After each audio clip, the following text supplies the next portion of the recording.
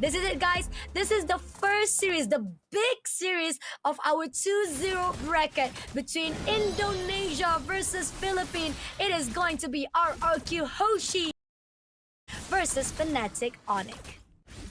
This is going to be a game to keep an eye on, ladies and gentlemen. As we know, the global series right around the corner. So establishing dominance here in the Snapdragon stage is going to set up that momentum you need for the rest of the year. And I think the drafts that we have here exactly suit the styles that Indonesia and Philippines are known for, with this side of Indonesia wanting to go for a little bit more of that early game and maybe set things up, while Fnatic Onic, we know that they want to be able to take control of that mid game and just slowly tighten the grip around their opponents. Agree, definitely. All right, so far, so smooth.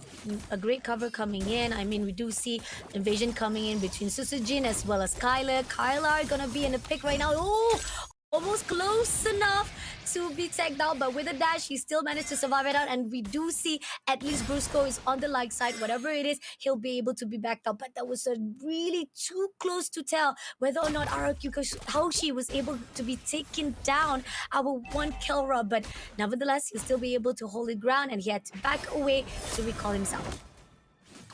Sujin, it's expected that he's going to be putting a little bit more attention towards the gold lane here, but in the mid lane, Briscoe takes quite a lot of damage himself.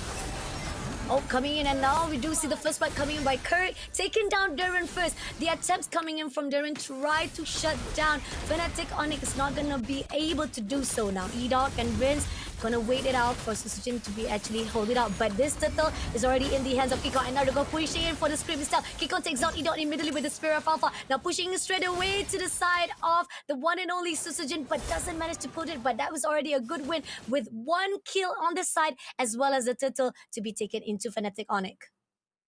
It is very much expected that Fnatic Onic should control the early game with an Alpha, Edith, and Gatot Kacha. It's a lot easier for them to take control of objectives, and they just have generally more damage compared to RRQ Hoshi. For RRQ, they gotta hold the early game and focus on giving as much farm to Rins and Skylar as possible, with the Claude being the more obvious. That's why you're going to see a little bit more ganking towards the gold lane to make sure that Claude wins out against the Harith, because usually Harith is the winner here in this 1v1 lane matchup. Oh, that's totally agree.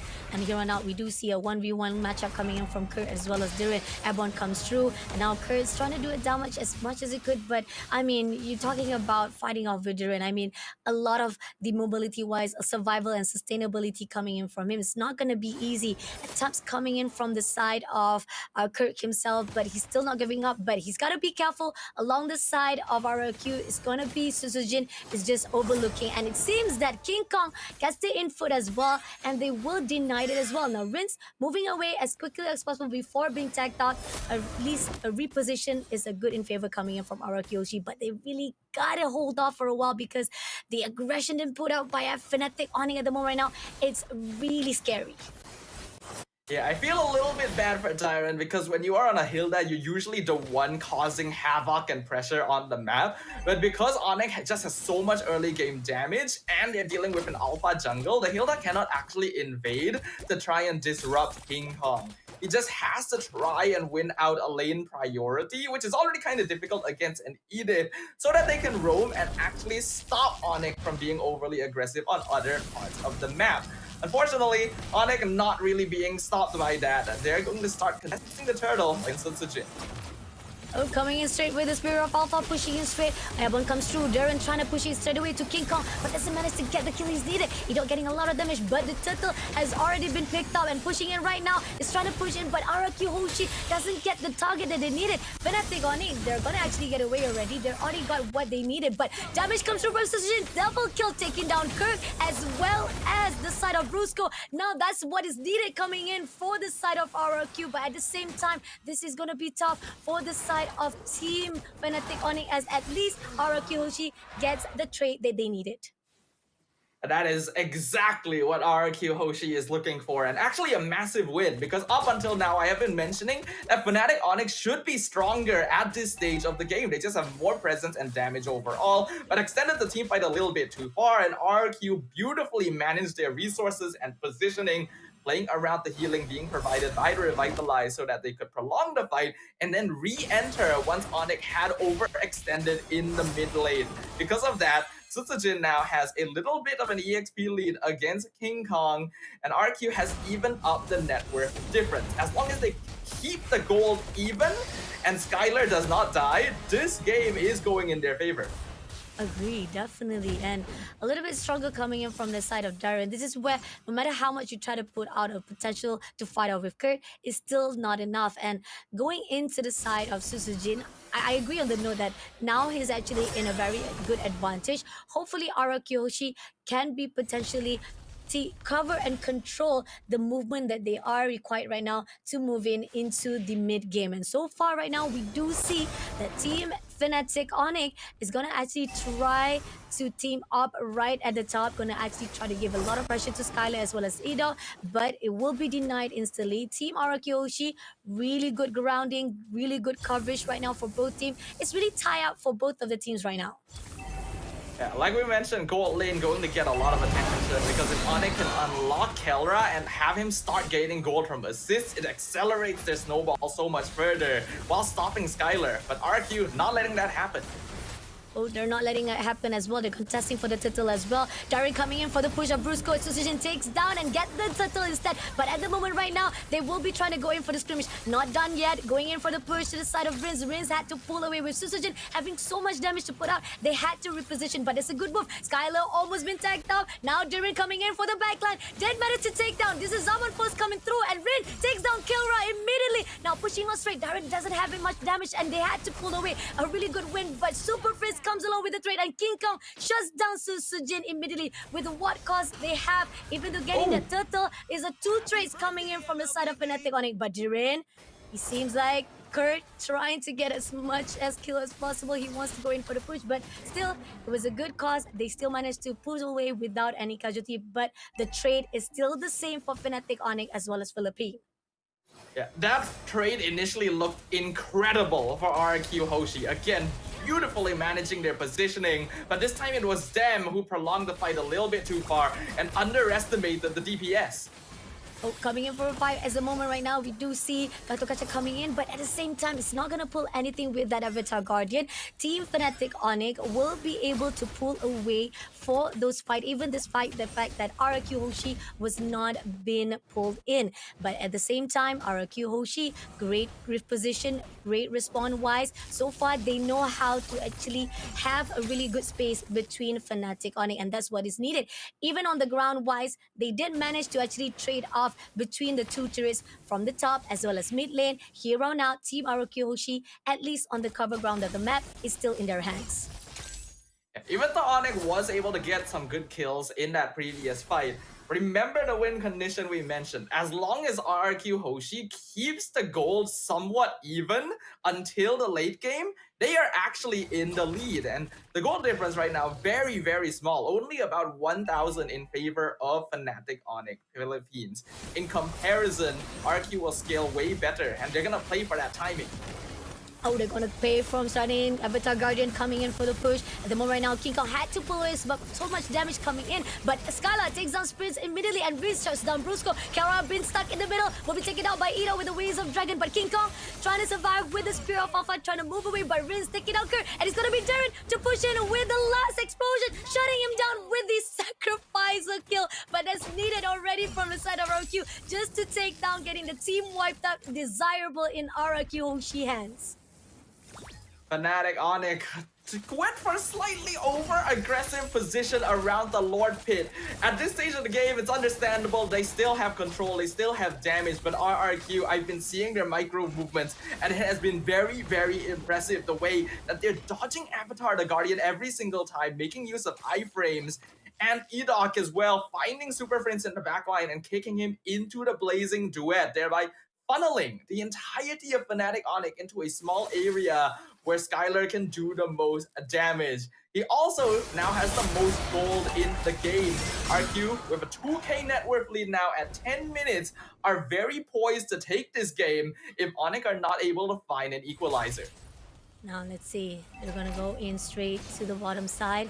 Doesn't spot anyone. It seems that Edot trying to find a way to actually go into the backline first of all, but at the same time will be denied by Super Friends, not allowing any extension coming in from the ROQ Hoshi. Lords is marching in, King Kong right at the front side. It seems that Darren will be at the backline. Doesn't spot anyone just yet, but they don't know who they want to go in. Vince overlooking straight, try to pull away, but Skylar takes down the turret immediately. But they deny it. They're actually having a little bit of hesitant, try to pull in into the Fnatic Onic, and this is the reason why Fnatic Onic having a really good defense wise so far. And Team Arakyoshi, they couldn't find the opening they needed. So at least on the side of Fnatic Onic, they still be able to neutralize all the lords and the wave that coming their way. But they're not able to neutralize the gold advantage. RQ is now controlling the entirety of the map, and they have successfully taken every exterior tower from the side of Fnatic Onic, leaving only the inhibitors behind. While Onic is pretty strong as a 5-man death ball, RQ Hoshi's lineup is designed quite well to be able to split up the map and even play for pickoffs.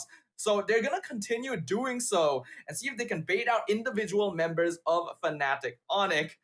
And if they're able to continue doing that, it's going to be quite difficult for our Filipino champions. Let's see. King Kong trying to find a way to break to RRQ. So far, Brusco just waiting for the right time. The fact that RRQ, I like the positioning wise, they're denying every avatar guidance been put out by Brusco. And that's the reason why it's not in the favor of Fnatic Onic every time they go into team fights. So that's the motion where we're seeing RRQ Oshi positioning wise is very important for their keys. Now, Kara trying to actually bait out ROQ, trying to actually pull them in. And the best part about it is that Team RQshi, they don't need to worry about anything. They're literally prioritizing on the lane side. As long as they allow those waves come in and keep giving pressure to Fnatic Onic, it's still gonna be in their favor. It's a very interesting picture to see here because we typically expect PH teams to always be superior in terms of macro. But because of the draft matchup for this game in particular, RQ Hoshi are taking care of that incredibly well since all of their heroes are either durable on their own or have built-in escape mechanisms so that they are able to split push waves without needing to worry too much about getting ganked. Not to mention that Kirk is the only really reliable form of CC that Fnatic Onic has. He has to find Skylar, and that is after baiting out a Purify. Otherwise, RQ Hoshi just has so many ways of controlling team fights. Oh, going in straight for the Waves of Dragon, taking down Kikong. So much damage put out. Spear of Alpha pushing in, try to give as much pressure, but it's not going to do anything as they pushing into Brusco instead. Getting double kill from the Rise of Rings, but at the same time, Rings is a little bit overextension, had to be shut down by Kara with the Zaman Force. But at the same time, right here, we do see Susujin going to go in for all the burst that is required, but it's not going to be enough. That trade's coming in 2-2-1, and they're going to push it all out to the side of Kurt, as well as going into Kara, immediately shutting him down, and going in with the power of wilderness, a little bit overextension to the side of Jiren, but Kurt still survive it out. Prince takes down E-Dot immediately. This Lord is pushing in a really good overextension as giving that advantage to the side of Fnatic Onic. But at the same time, Susujin overlooking to the side of Prince, but here on now Kurt picks him up immediately as Susujin had to back away, having so much damage, and in the end, the Lord, a little bit those overextension is giving those potential to Fnatic Onic to reverse this back, the effect into RQ Hoshi. I really like the decision that was made by RQ to just rush in and try to take out the remaining members so that they could end the game with the Lord. Unfortunately, they went a little bit too far, and Kirk was luckily able to survive with a tiny bit of HP, because if the Eda had gone down, RQ would have definitely ended the game right there and then. With that though, that does give Onic a little bit more breathing room, but they only have one inhibitor on very low HP to hold on to. Whatever happens, this next Lord must go into their hands, or RQ should be able to quite easily whittle down the crystal.